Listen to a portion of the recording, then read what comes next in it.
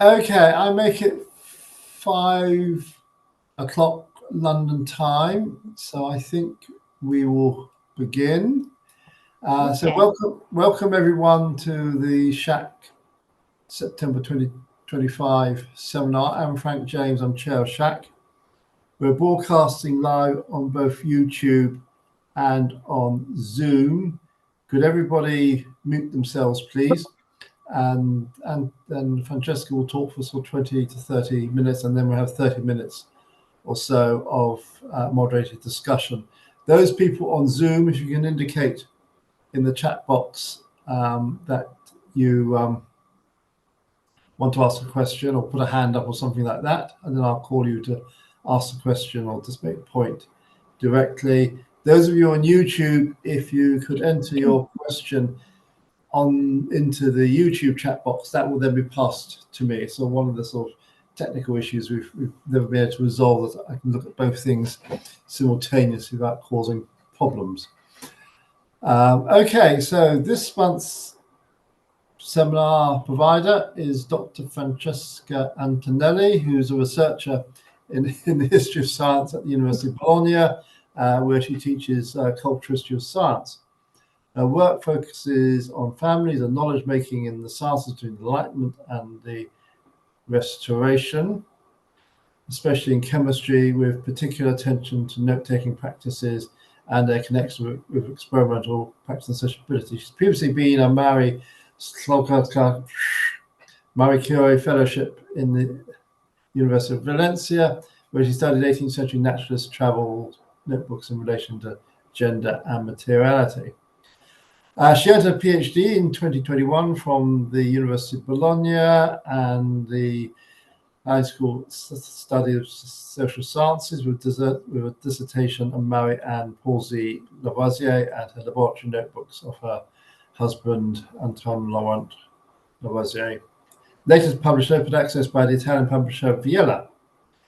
More recently, she's become interested in the history of scientific archives at the intersection of history of science, women's history, and history of family, as well as the ways women have been represented in historiography of science between the 19th and 20th centuries. So with all that, the title should not come as too much of a surprise to anyone. Family historians, ? Women and the construction of scientific memory from Mme Lavoisier to Lucie Laugier. The floor is yours, Francesca. Thank you. Can you hear me? Yes, everything's fine. Okay. So, good afternoon, everyone. Thank you for being here today, and especially to Frank for inviting me to speak in this SHAC seminar series. What I would like to do today is just to share some preliminary reflections on a topic that I hope to develop into a long-term project at some point. And the topic is globally the role of families in constructing scientific memory between the 18th, especially the late 18th and the 19th centuries. This chronology, the 18th and the 19th century, actually represent a crucial and frankly challenging period for the history of women and science. Traditional historiography describes it as a moment of growing masculinization of science, so to speak, driven above all by a profound reconfiguration of spaces, of the spaces where knowledge was produced. You probably know in early modern Europe, the household was a crucial site of scientific practice. Okay.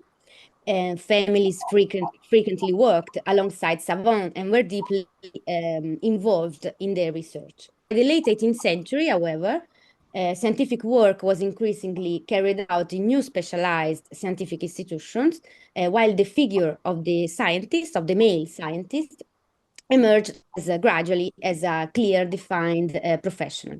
So according to this standard narrative, this transition essentially raised the domestic and familial dimensions of science. So my aim today is not, of course, to deny these profound changes, but rather to try and complicate a little bit this story, as other colleagues are doing for the same chronology from different angles. More precisely, I would like to ask what role did families and women in particular play in shaping scientific memory within a context which was also marked by a strong cult of the great men, including the men of science. So what interests me is the extent to which and the ways in which families of scientists, or savants and naturalists, contributed to constructing the historiographical myth that crystallized around them at that time, and more generally, how they contributed to forms of scientific commemoration that may have influenced later historiography of science. And I will try to explain myself better during the presentation, of course. So I will focus on two interconnected practices. Sorry, I can change the PowerPoint. Okay, so two interconnected sets of practices through which I think families and including women may have intervened in the construction of scientific memory. The first one is managing paper and material legacies. Of course, when a savant died, his family often had to deal with his papers, but also natural history specimen, instruments, and so on. And family members, women as well as men, could adopt diverse strategies for managing all these materials, sometimes driven by economic necessity, as, for example, when Margaret Ray, widow of the naturalist John Ray, at the beginning of the 18th century, devised a lending system for her husband's papers that served as a source of income. Others, like Eliza O'Connor, for example, daughter of Condorcet, studied, reorganized, and transcribed her father's manuscript for the complete edition of his works. But I'm sure that many of you have encountered similar cases in your research. The other sets of practices might be called biographical writing. Of course, biographical writing has received more scholarly attention than managing of papers as such, but perhaps it might be reconsidered also as a strategy through which families intervened in both the public image of a certain savant or the family and the historiography. Sometimes they could took in indirect forms, as in the case studied by Frank James in a very interesting article published on Ambix in 2019 on Jane Davy. So the case of Jane Davy, widow of Humphrey Davy, who carefully controlled access to her husband's papers and in doing so also influenced his earliest biographies. So these were just examples taken from research that have been made by other colleagues.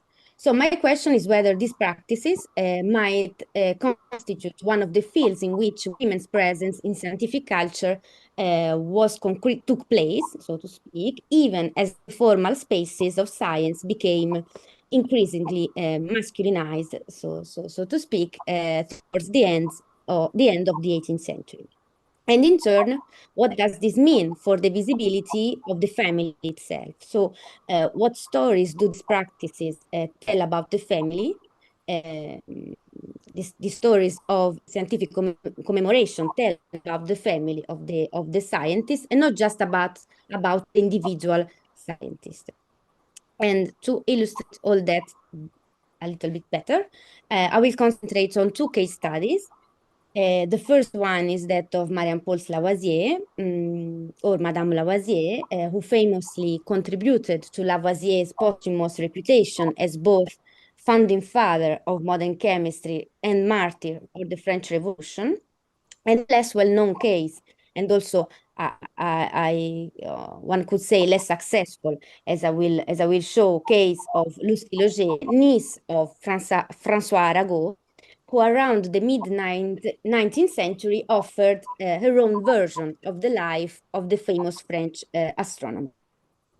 And significantly, both women were later commemorated in public monuments that were erected to their relatives, and in which they were represented precisely in the roles that they themselves, these women, claim, which is the role, here you see the two statues, one devoted to Arago and the other one to Lavoisier.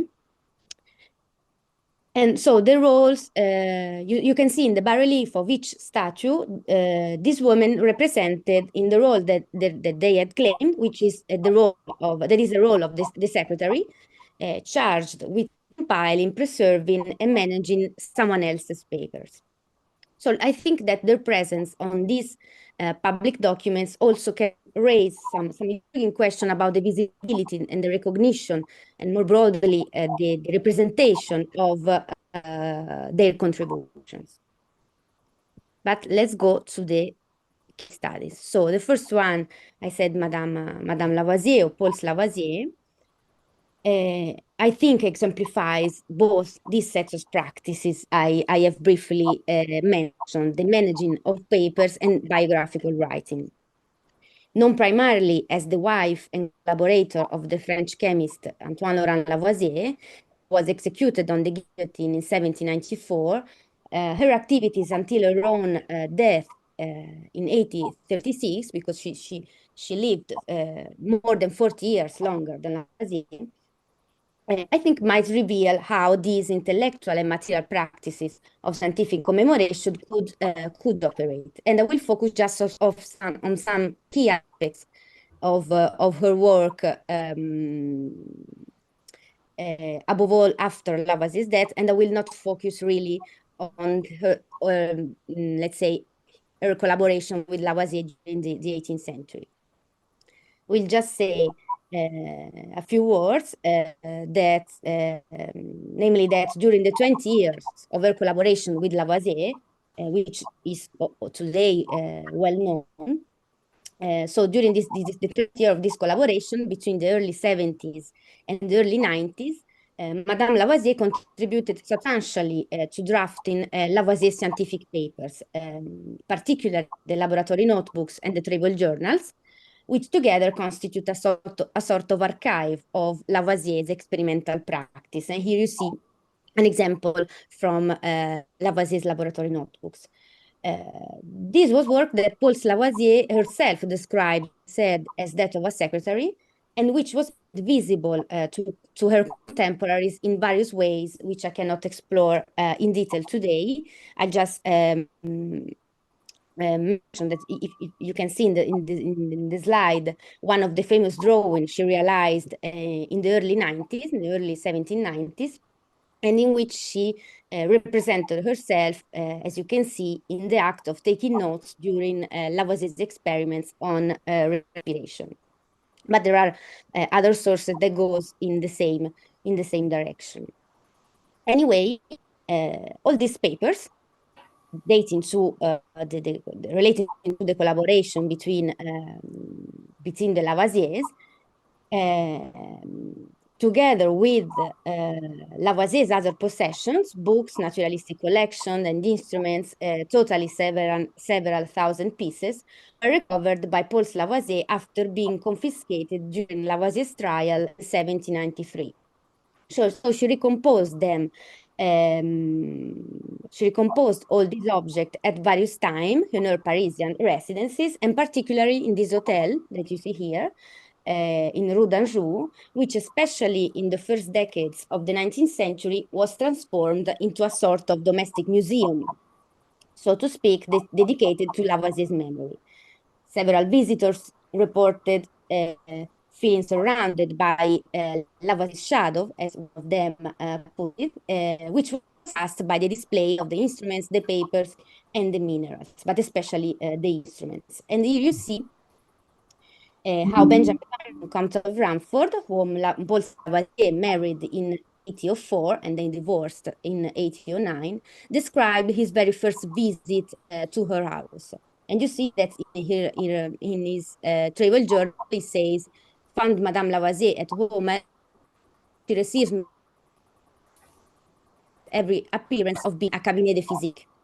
It was quite filled and even crowded with philosophical and chemical apparatus. And then it was evident that they were the apparatus employed by the late unfortunate Monsieur de Lavoisier, but I didn't ask the question. And actually, this quotation resonates with other sourcing, which tells more or less the same story. So this collection, okay, sorry. This collection also underwent continuous changes through failed loans, gifts, and losses, but also through new acquisition. The library, for example, Madame Lavoisier's library, grew significantly during the 19th century, and also went through several reorganizations. Also, her privileged access to this collection, papers and objects, secured her, I think, some kind of visibility within 19th century scientific circles. Here you see, for example, Jean-Baptiste Biot publicly acknowledging in his 1816 treatise that he consulted Lavoisier's laboratory notebooks thanks to Madame Lavoisier.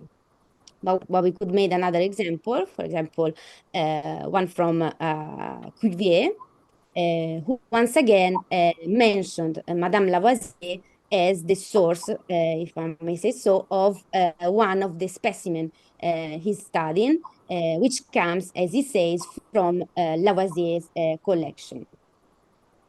So there was like a sort of network that she managed to construct around this paper and these objects.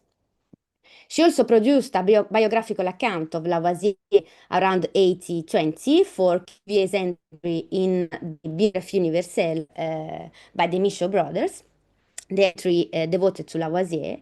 And in this account, I will not enter in the detail of this text, but just a few words. She portrayed Lavoisier not only as a scientific genius and a founding father of modern chemistry and so on, but also as a philanthropist and enlightened administrator. An image later incorporated into Lavoisier's standard biography, and which actually reflected, in my view, first and foremost, Paul Lavoisier's own philanthropic interest in these years. Finally, it would be Paul Lavoisier, who died childless in 1836, decided the distribution of these materials, which went largely to a niece and her husband, but partly also to the Académie des Sciences. In particular, in 1836, she decided to separate the laboratory notebooks and the travel journals from the rest of her inheritance, donating these papers to François Arago, then perpetual secretary of the Académie des Sciences, perhaps hoping for the publication of Lavoisier's posthumous works, which would begin eventually, without including those manuscripts, in 1864. And here you see a personal note by Madame Lavoisier in which she noted down this donation to François Arago. Just check the time. Okay, so the figure of Arago brings me to a very different but equally revealing case, which is the case of Lucie Laugier, the niece of Arago, to whom I would like to devote this final section of the presentation. I have to say, as I was saying before to Frank, that I'm not an expert at all of Arago or the Arago's family, and I just began to work on this case of Lucie Laugier. So I would be particularly grateful for any hints or critique that you may have. So, besides some details given by Arago's biographers, we know very little about this Lucie Laugier, except that she was born at the Paris Astronomical Observatory, as she was the daughter of Marguerite Arago, François' sister, and the astronomer Claude Louis Mathieu. We also know that she assisted the male members of her family at various moments of their life. She actually lived in the Paris Observatory until 1853, when a Republican family was expelled following Arago's death. He died precisely in 1853, and establishment of the Second Empire after the coup of Napoleon III in 1851. It is also known that she married another astronomer, Ernest Laugier, a close family friend, with whom she had two sons. And all these people belong to what the Arago scholars called the Arago clan. Which is actually the alliance of the family professional, familial professional, and political alliance of Arago. So contemporary description portray her as a key reference point within the family, and basing on very preliminary research I made, I saw that from the 80s onwards, she began to redistribute her inheritance among Parisian institutions. Here you see, for example, from the paper objects and portraits and other kinds of materials given from the observatory to the to the Louvre Museum. And while the criteria for these donations remain unknown today, what is clear is that at some point she was in charge of at least a part of the legacy of her family of astronomers. And like Paul Lavoisier, Lucie Laugier assumed the role of secretary to her family, but under different circumstances. In fact, she cared for Arago in his final years when diabetes had left him blind and gravely ill. And she provided not only physical and moral support, but also served as his amanuensis, compiling papers under dictation. According to her own account, both official documents for the Académie des Sciences and Arago finals work, especially the Astronomie Populaire. And here you see the detail from the bas-relief of the statue devoted to Arago, in which Lucie Laugier is represented as Arago's secretary. So this book, the Astronomie Populaire, appeared in 1854 as the first volume of Arago's complete works, so posthumous works, edited by the chemist Jean-Augustin Barral in collaboration with Arago's sons. But the publication immediately provoked a bitter family quarrel that I think reveals something about these contested claims to scientific memory. In fact, Lucie Laugier and her father, Claude Louis Mathieu, accused Arago's son of illegitimately selling the manuscript to the publisher, insisting that Arago had entrusted the edition to them instead. The controversy split the family, involved the Académie des Sciences through a series of official letters. Here you see some examples, and even led eventually to the modification in the title page of the second edition of the Astronomie Populaire, because actually the center of this quarrel was this sentence according to Arago's orders. So they eventually changed that sentence in the second edition.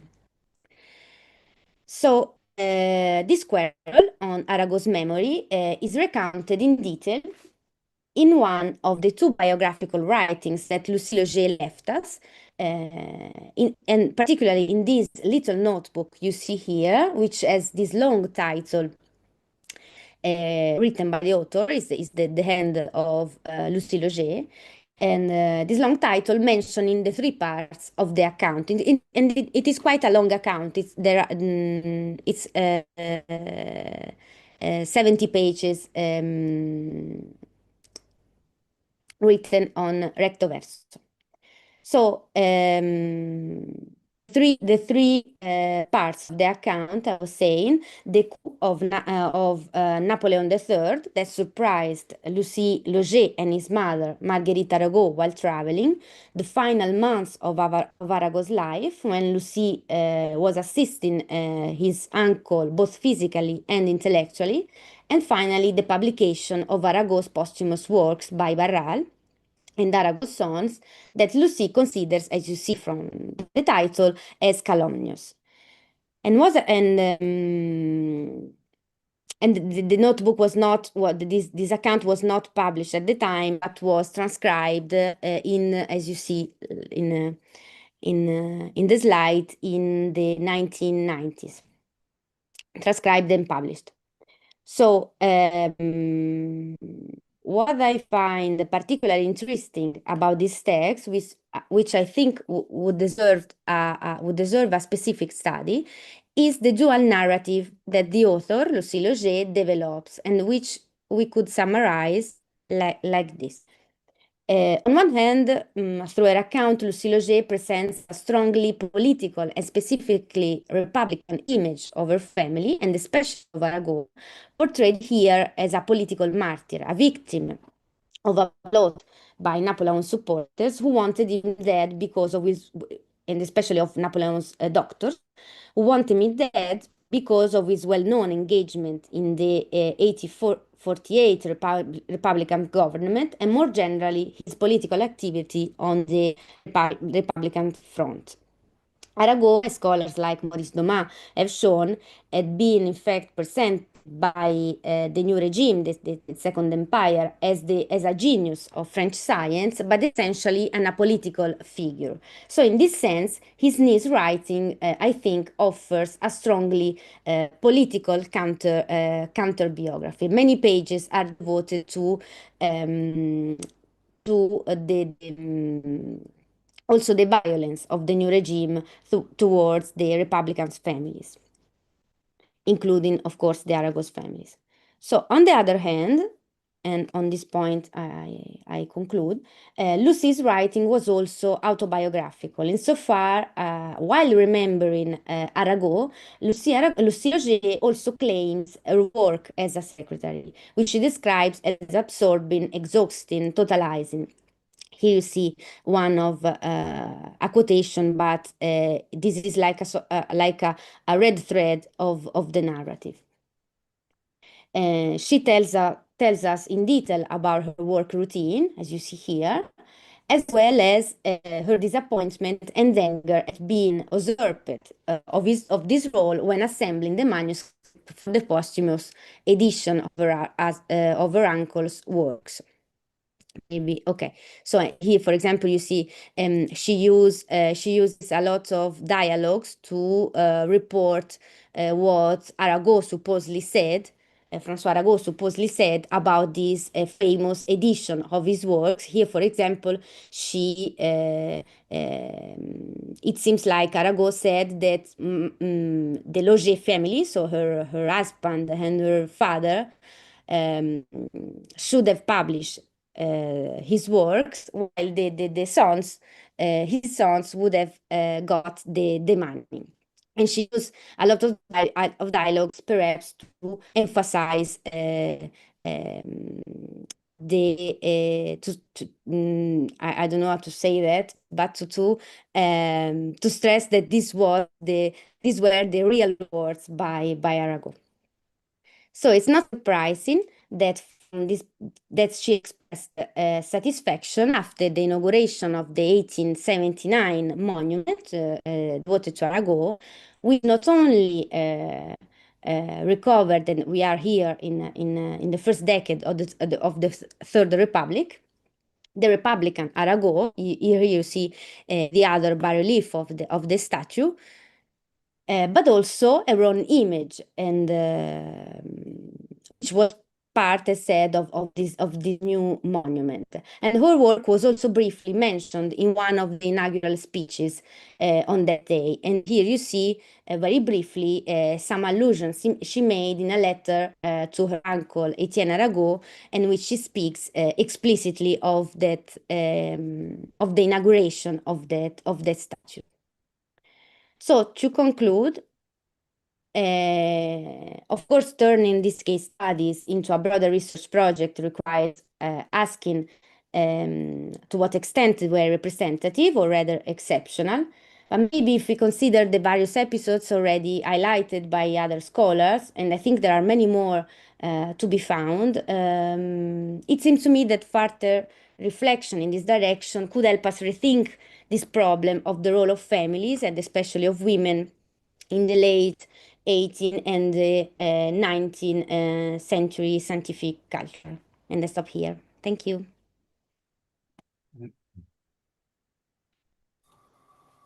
Thank you, Francesca. That was absolutely super. Trying to find my reaction button. There we are. I mean, you have been bringing together a lot of the sort of current historiographical themes and sort of bringing them into sort of their interaction with each other, which is really, really interesting. So perhaps if I can exercise my usual chair's prerogative and ask the first question. Could you say something about the invention of the statues? Because statues are very, very political statements indeed, and especially sort of with figures like Lavoisier and Arago, who, I'm not so sure about Arago, but Lavoisier still commands quite a lot of controversy surrounding his life. Were there sort of disputes, were there arguments, how was the money raised for those statues? Again, statues are pretty expensive things to make, and those bas reliefs are extremely good as well. So presumably they had a really good sculptor working on them. Yeah, thank you very much for the question. And yes, it's a complex topic, because in the case of Lavoisier, they they made like a sort of crowdfunding, we would say today.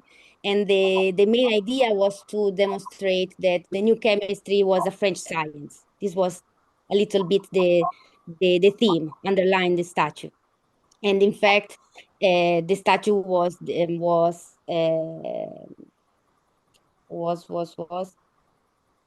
I missed the verb in English, but like disrupted by the Nazi occupation, destroyed Right. by the Nazi occupation. And then in the case of Arago, it's perhaps even more complex, because I saw that they made actually several versions of the statues.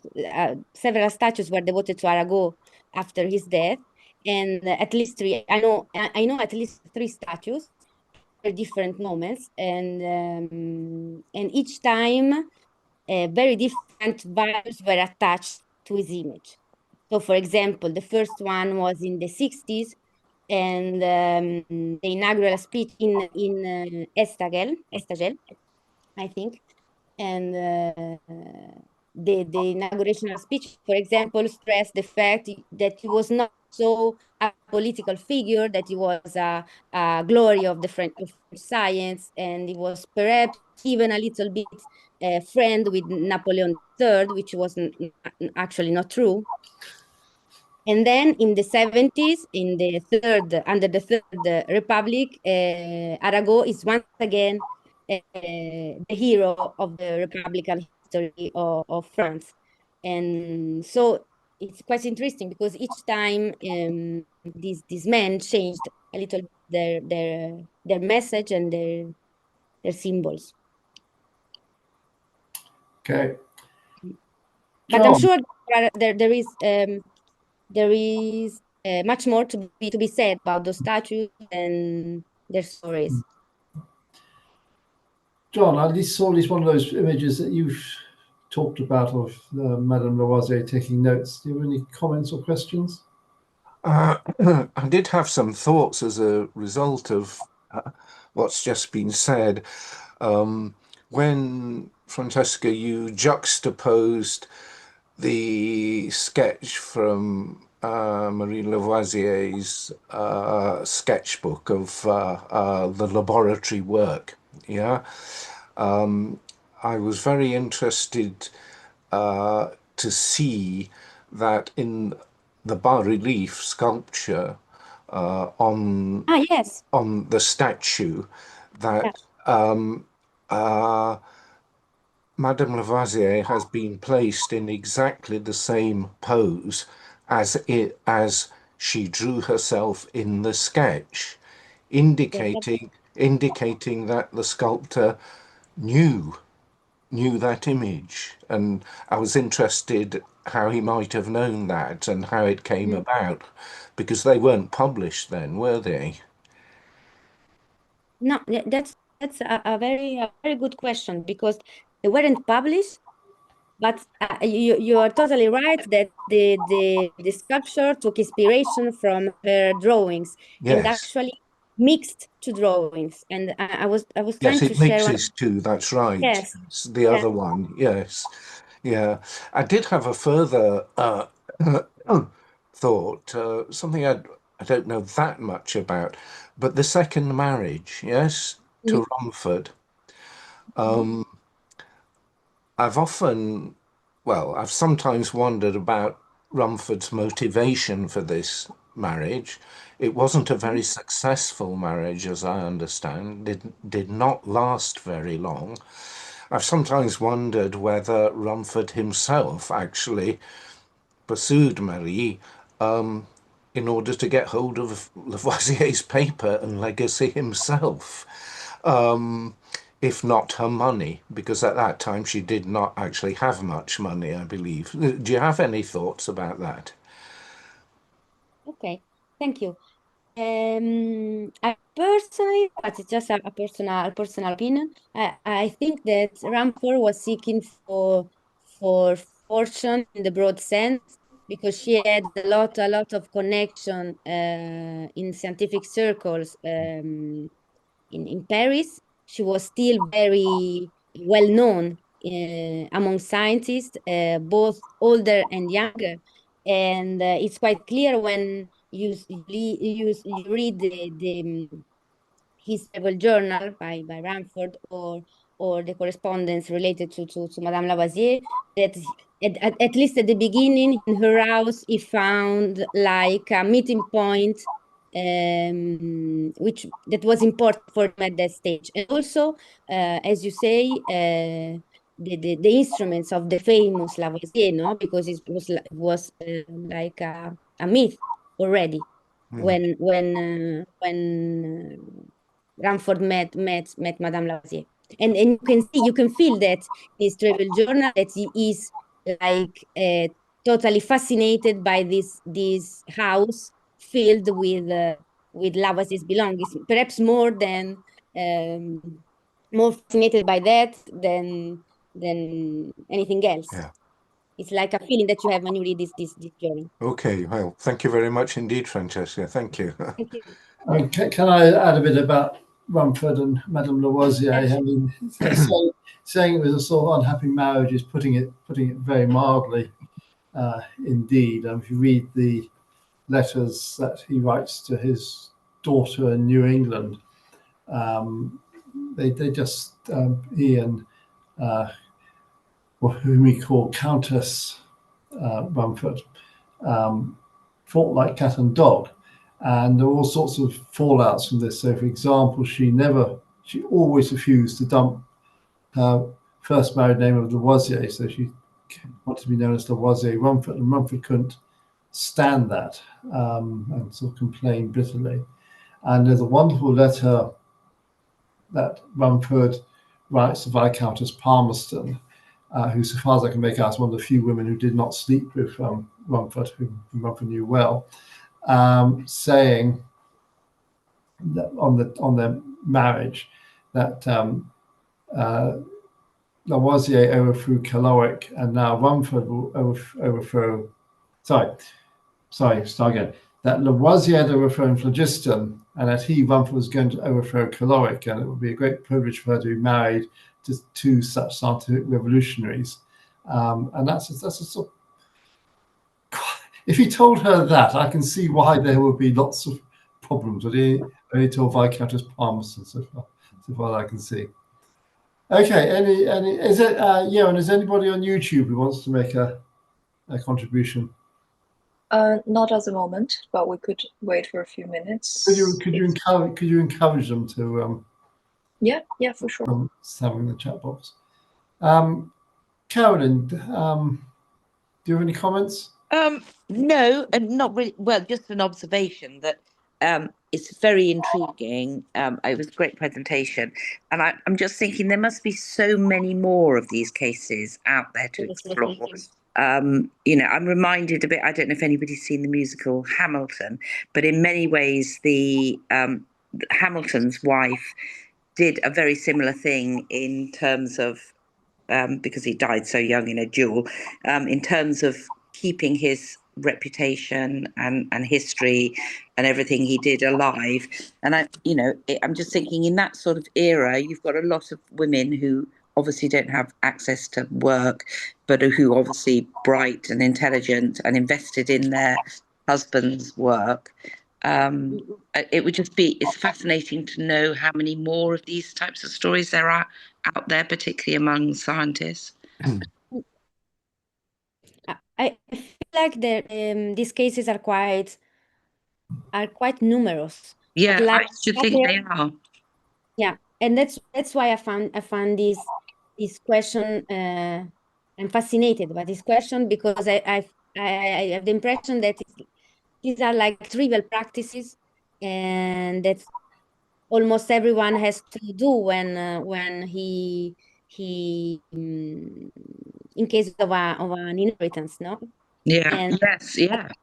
through these trivial practices, actually, someone could construct, for instance, some myth. Also, then you can find also in the historiography, the later, I don't know, this kind of movement between the inheritance and the historiography. I think it's quite interesting, and I'm sure that there are a lot of cases, because I'm just beginning on this topic, but I'm like compiling cases based on someone else's studies as well, and I see that in many researches there is at least one mention of where the papers come from, and they often come from the family, of course, and sometimes there are sources to construct some stories, some case studies, I think. Yeah, I think it's a really fascinating thread you've sort of found, and I do think that if you think how much effort people put into their own legacy during their lifetime,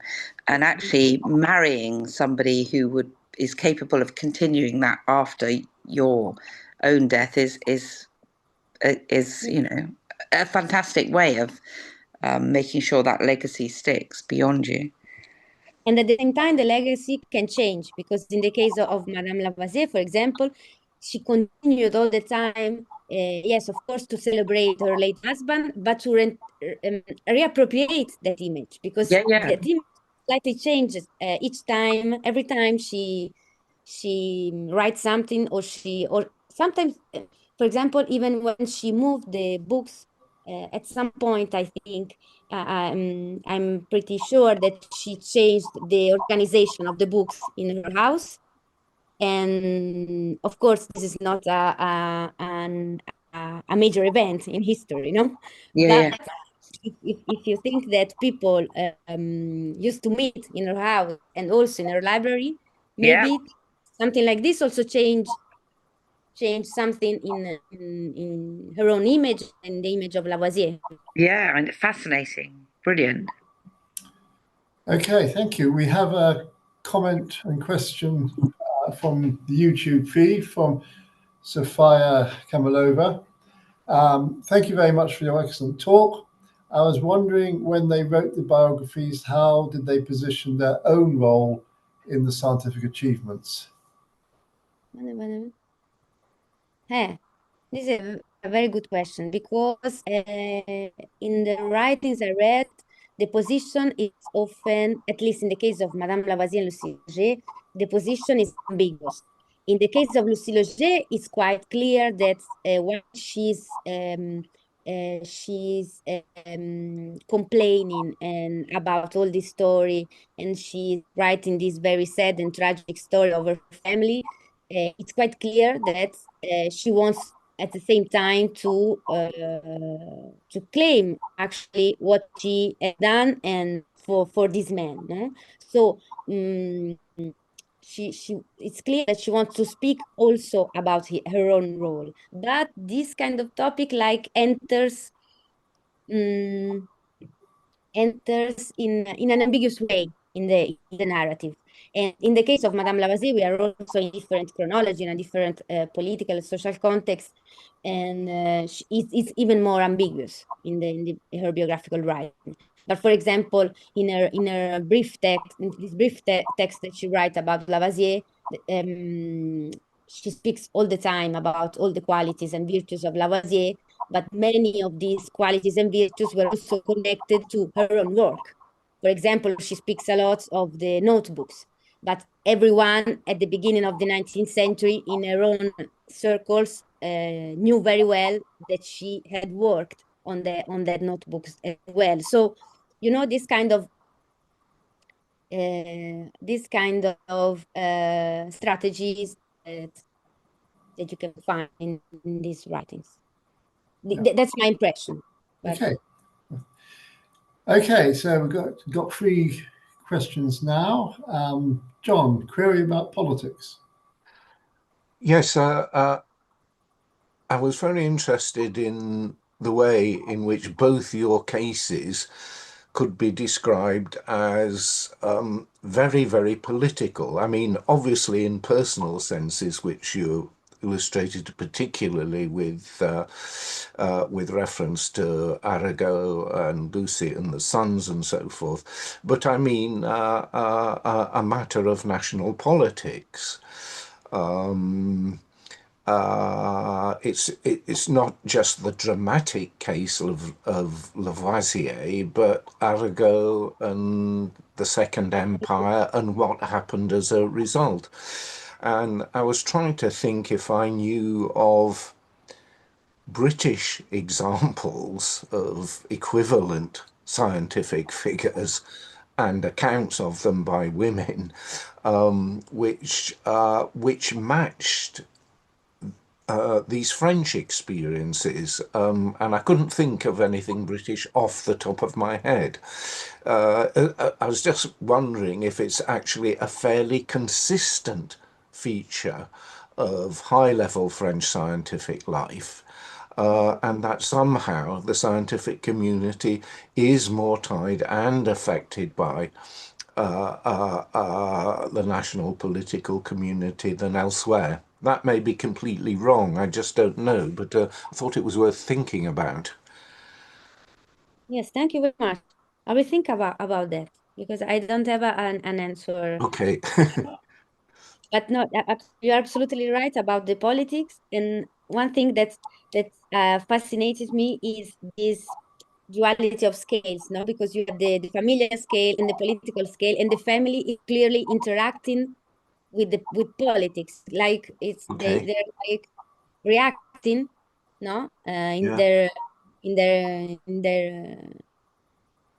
their daily life to something that with which they didn't agree, you know, this kind of Sure. yeah. Yeah. But I will think about your question, about your point about French scientific culture. That's very interesting. It would be very interesting to find Okay, out. thank you, Francesca. Thank you. Okay. Going back to YouTube, Sarah Hymans. Thanks, Francesca, for fascinating talk. Following up on what Karen said, I recently learned more about Marie Curie's biography of her husband Pierre, which also constructed both their legacies. Mhm. And then the question continues, could you comment on the relationship between Mme Lavoisier and Mme Picardet, as both worked on a translation of Curran's book? Thank you very much for your excellent talk. Okay, thank you.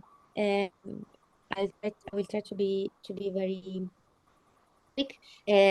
On the Curie case, just one thing I feel like was just a feeling, an impression that on this topic we could construct a narrative on the longue durée, for example, because several colleagues of mine mentioned me cases like this from the 20th century. So it would be interesting to observe this kind of practices of relating to legacy in the long term, no, in the longue durée. I totally agree that would be great. And on Madame Lavoisier, Madame Picardet, very briefly, during the collaboration between Madame Lavoisier and Lavoisier, especially in the late 80s, they seem to have been friends, and they also exchanged letters and translations. There are some traces of forms of collaboration, for example, in the laboratory of Guiton de Morveau as well in 1787. But then after Lavoisier's death, Madame Lavoisier decided to to cut out a lot of former colleagues of Lavoisier. Not everyone, but the selection was very strong, because she thought that a lot of Lavoisier's colleagues were in some way responsible to his death, to put it simply. So Madame Picardenghie-Ton de Morveau disappeared as well, seemed to have disappeared as well from her network after Lavoisier's death. Yeah. Thank you. Okay. I've got time for one or two more points questions. I've got a point, not so much on John's point, because like him, I can't actually think of a Brit who had a sort of similar experience to Lavoisier or Arago.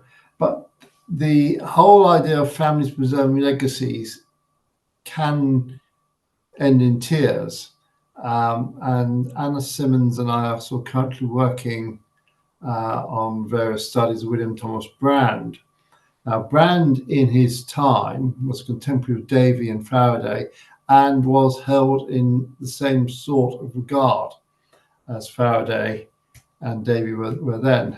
Now, I get the question, who was Brand, which is not exactly comforting. And one of the reasons why we get those sorts of questions, why Brand has dropped out of the historical narrative, is because he didn't leave a large collection of papers, as both Davy and Faraday did, albeit both with very, very strong contingencies which had easily gone in opposite directions in different circumstances. Look, we haven't quite bottomed it out, but looking at what's happening, it seems to me and to Anna that Brand's family simply wasn't interested. There was something dysfunctional in Brand's family that they said, well, we don't want to sort of keep our father's name alive. We're not going to give him a life in letters. We're not going to keep his papers, and that can very quickly destroy reputation. So it's a sort of question of happy families more than anything else. If they were happy families, were they okay? And if they weren't, just don't care and let's dump the stuff. Let's skip. No, you're right, because I talked about women preserving papers, but there is also the case of families not preserving papers, or burning papers, or selling papers, giving papers away. So that's in any case a way of influencing the historiography, like in a negative sense. Or as you have shown in the case of Jane Davy, sometimes not letting someone consult papers also is a way of expressing a form of agency. Yeah, absolutely. Although I have to say, I despite having written that paper, I still find what Jane Davy did to be inexplicable, because she just went all over the place. It's a bit like a marriage more than anything else, I suppose. Okay, well, unless there are any more questions or points, I'll bring this evening to a close. So the words of thanks. There's actually quite a team that goes into producing these online seminars. So I'd like to thank Anna Simmons, Rob Johnson, Caroline Cobbold, and for the first time, Yarin Tao, who, if you've not come across her, is the new Becky. The next seminar in this series will be on the 27th of November. That's what will go out in a normal way. And could I also remind anybody who happens to be in the Philadelphia area in the middle of next month that SHAC will be holding its autumn meeting at the Science History Institute on the 16th and 17th of October. So it just remains for me to thank Francesca for giving us a really, really interesting seminar, intersecting at all sorts of historical plans. So thank you very much. Have a good evening wherever you are in the world, and see you in a couple of months' time. See you. Bye. Thank you very much Thank again. you. Bye. Bye. See you.